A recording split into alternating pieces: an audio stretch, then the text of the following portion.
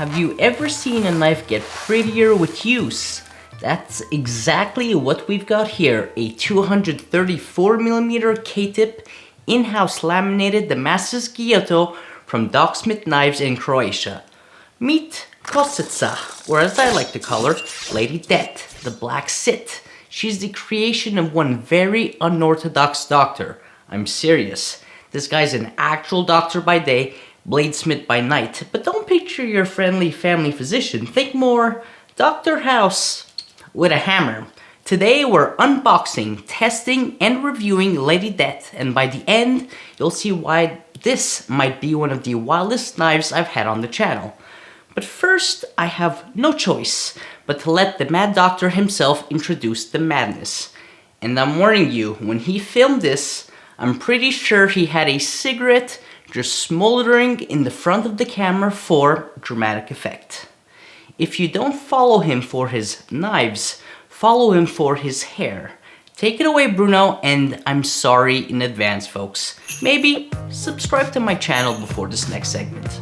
Hi there, I'm Bruno from DocSmith Knives, and I've been making knives for about 10 years now in my small little shop in Zagreb, Croatia. I first became kind of known for my Honjaki blades, but in the last couple of years I really started making much more of pattern welded steels, and one of them I've sent to Frankie. It's kind of a semi-custom build. It's a K-tip Gomai with homemade wrought iron with asymmetrical S-grind and a friction-fitted D-style handle. I hope you enjoyed the video, and if you would like me to make a knife for you, yeah, find me and I'll do my best. Cheers. This is likely one of the slimmest knife packages I have ever received, and it gets better as you open it. It is like a multi-layered cardboard foldable briefcase. A knife has never felt safer to me than in a package like this. Amazing job, Bruno. An indentation in the cardboard for the handle is a nice little peekaboo tease. Super cool. It's like a briefcase. Oh my god.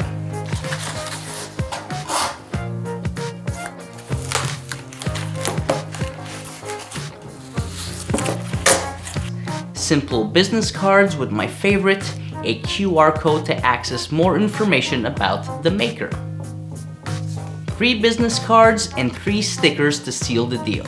And my absolute favorite touch, the handwritten use and care manual, aka paper accordion with words of wisdom.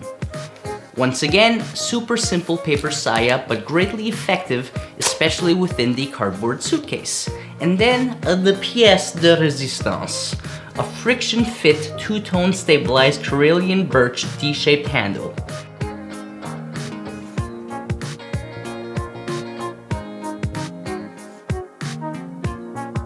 .234mm of Apex Ultra Core, surrounded by Bruno's in-house laminated Damascus, composed of the dirtiest wrought iron he can get his hands on, and some of the clean stuff too. A nickel shim is part of this Gomai construction, creating an absolutely stunning contrast between a deep-etched core and the cladding.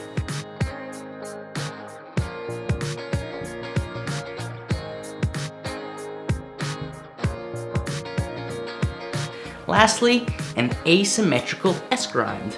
For those who are confused by this term, as I was initially, here's Bruno's definition.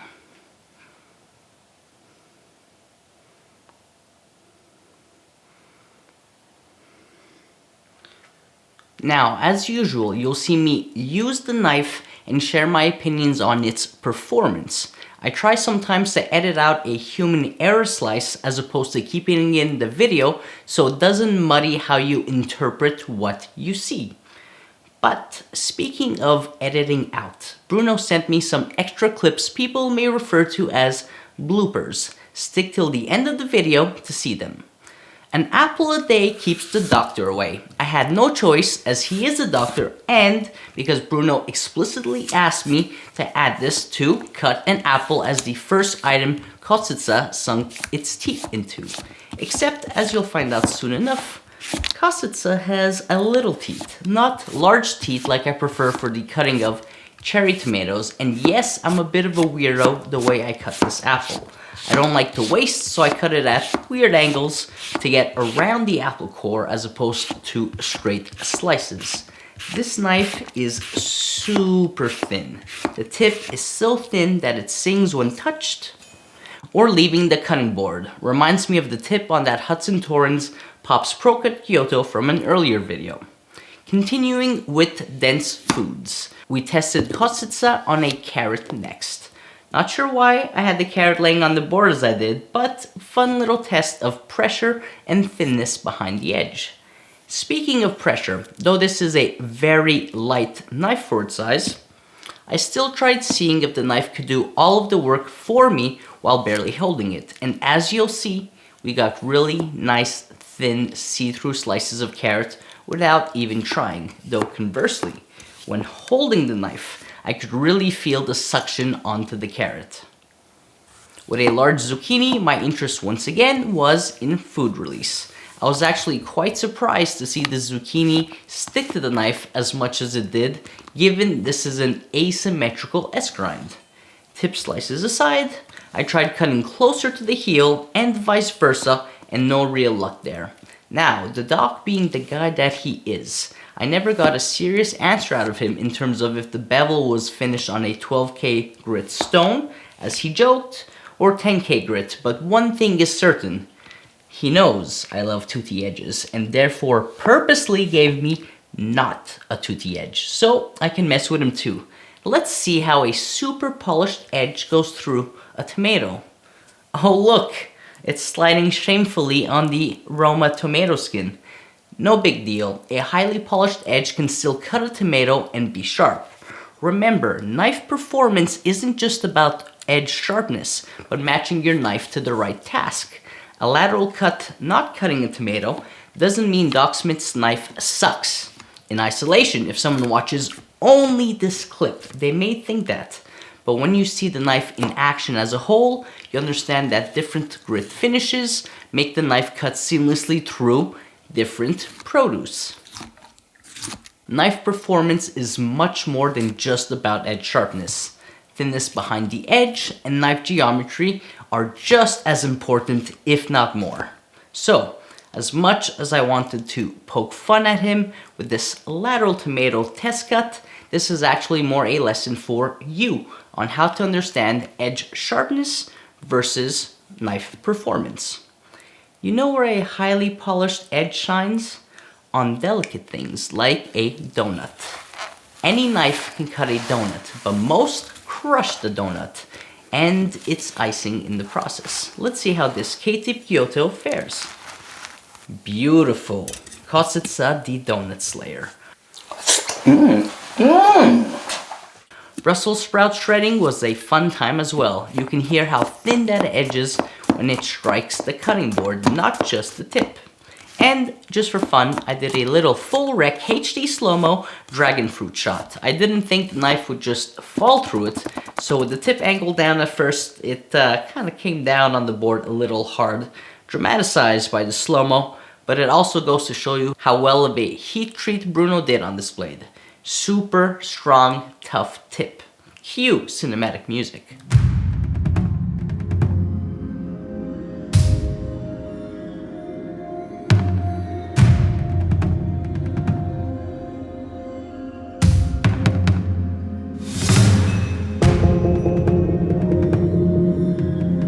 The Japanese sweet potato test was all about thinness, food release, and blade geometry.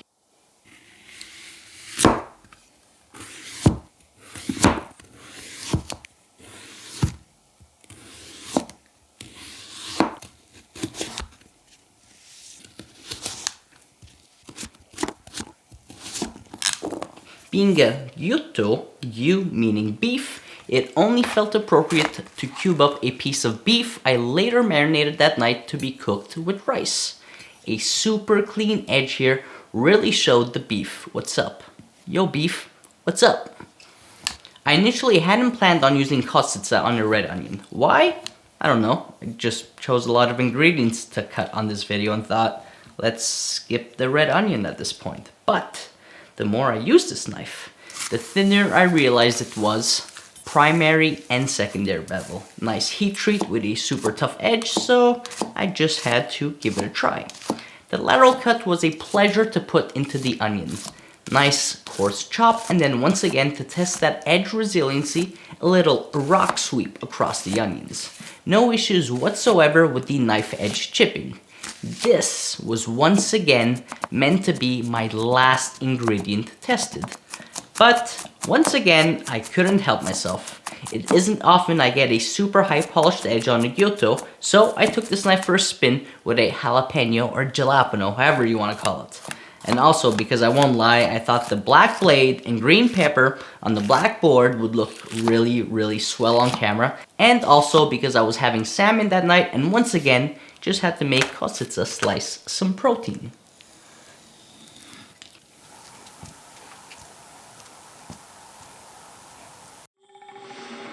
Now for my nitpicks. Honestly, the largest one might be I expected better food release given how fancy of a grind this knife blade has.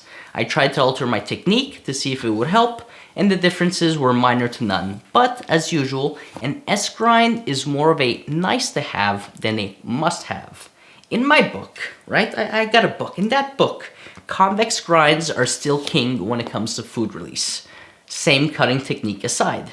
I want to mention not being a fan of the edge bite, but Bruno purposely gave me a high grit finish, so I feel like that doesn't count as a nitpick. The blade with a high polished edge performed well, or a high polished edge performs well in. All in all, this was a super fun blade to put to the test. The handle arrived smaller than I had anticipated, given Bruno's builds typically have the ends of the blade, handle, or both drastically enlarged. He calls it proportional, but anyhow. This was a welcome surprise as I have small hands and it fit extremely well. For its size, this K-tip was extremely light and nimble. A nice polished edge for proteins, still enough bite for most other veg, and a sexy etched in-house laminated Damascus that in my opinion got sexier with use.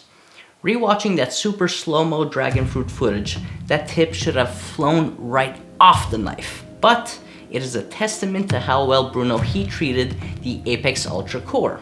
So, who is this knife for? People who appreciate bold designs, in-house laminated wrought iron Damascus that gets prettier with time, ultra thin, resilient edges, and working with a knifesmith who has a killer personality.